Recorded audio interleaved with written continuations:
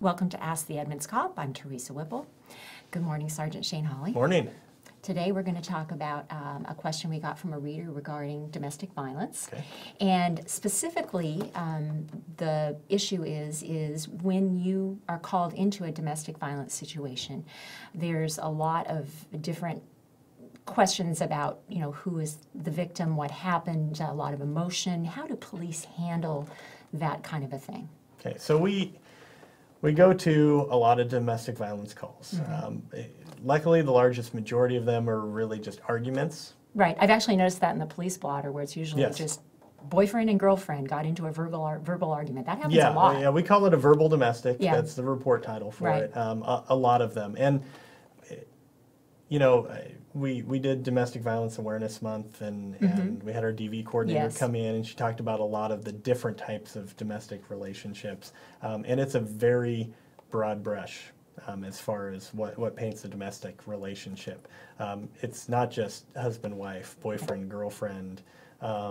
It can be parents, Yeah. parents and children. It can be parents and adult children. Got it. Adult brothers and sisters Ah. fall under there. Roommates fall under that as Okay. well. So Okay. there's a variety of situations that by state law are considered a domestic relationship. Okay. Okay, so that's why we end up at a lot of these things, because people argue. Yeah, they It do. happens. And Yeah. then other people hear them arguing and they call police, Yep, right? absolutely. Yeah. Okay. Absolutely. Now, when we have a crime committed, specifically, let's talk about assaults. Those are generally very heated situations. So we end up walking into the middle of, and it could be 15 years worth of baggage, so Yeah. to speak, of issues. And we're trying to figure out in 20 minutes what happened with all of this previous baggage. Tempers flare, it can be very confusing. And a lot of times, there's no witnesses. He Yeah. said, she said, Yeah. or, those are the only two people that were there, and their stories may be polar opposites, Right. which leaves us with physical evidence, essentially is what it boils down to. And a lot of that comes down to, what do the injuries look like? Yeah. So state law is very specific on domestic violence issues. It's one area where we have no discretion. Law says we shall arrest, and it says the primary aggressor. So our goal is to figure out essentially who was the first aggressor in a situation. Right. And that's where injuries come in. So we look at the nature of injuries.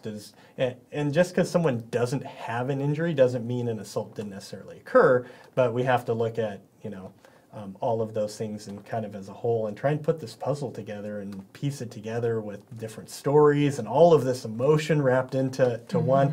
And it can take a while and it can be very confusing. Right.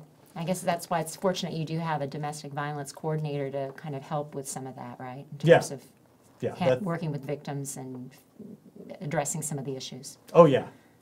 But injuries is one of the main Yeah. things we look at and try and figure out, is one injury like a defensive type thing? Right. This was caused by shoving them back when they were coming at them, bite Yeah. marks or that sort of thing. Most people just don't go up and randomly bite people. Yes. It's not what you do, but if you're in a headlock and there's a bite to the arm,